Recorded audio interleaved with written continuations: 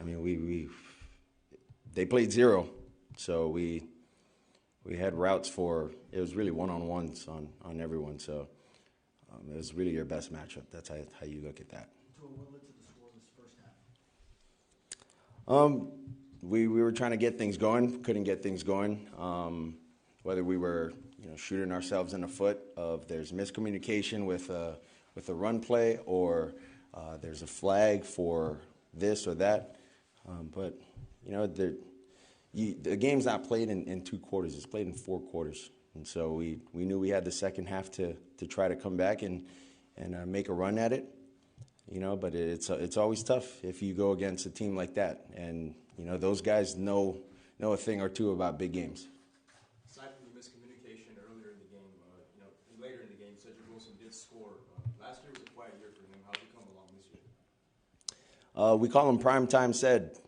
Ced always comes through when it's prime time. But the communication has gotten better with me and him, how he sees things, how I see things. But like you said, we've been throwing so much of our routes to Jalen, to Tyreek, and kind of being grooved with those guys that, a lot of our other guys, we need to continue to work those things every day. Did you feel like your body clock was there today? You obviously came over there. Did that make an impact in the whole week here? Sorry, could you say that again? In the whole week here, do you think that made an impact? That your body clock might have been different throughout the game?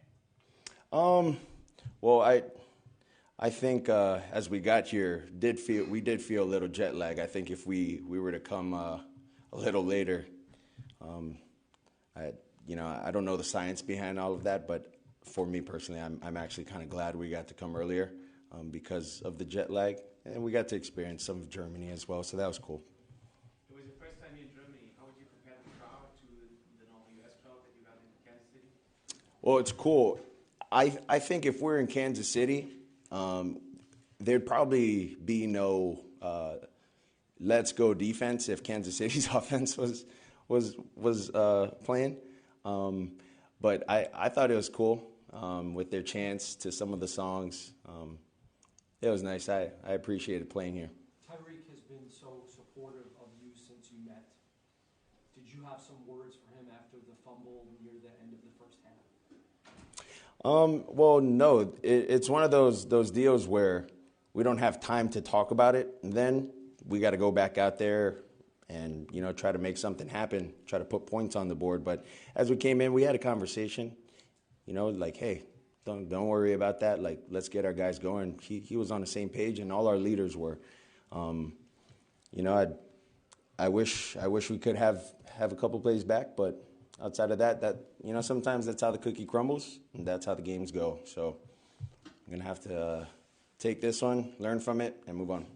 Against Philly and against Kansas City, there was 2 big chances against Philly with the touchdown that was called back and the touchdown that Tyreek had that hit his knee, and then today with the miscommunication with Cedric. Do you take solace in the fact that actually you're so close to winning the big game, and actually that's something you build on moving forward?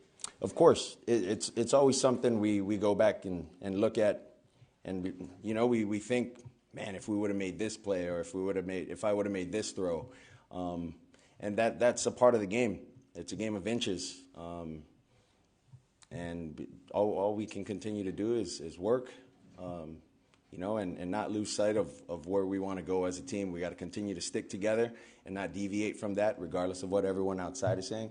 And we just got to put our head down and keep going. Any message for the Dolphins fans that traveled overseas for this game? Yeah, big shout out to the Dolphins fans. Thank you guys so much. We understand it wasn't the outcome you guys wanted to see, but thank you for the support. Thank you for the love. We definitely feel it. Final question? Yes, sir. Tua, you were an exceptional team in the second half. You shut out Kansas City.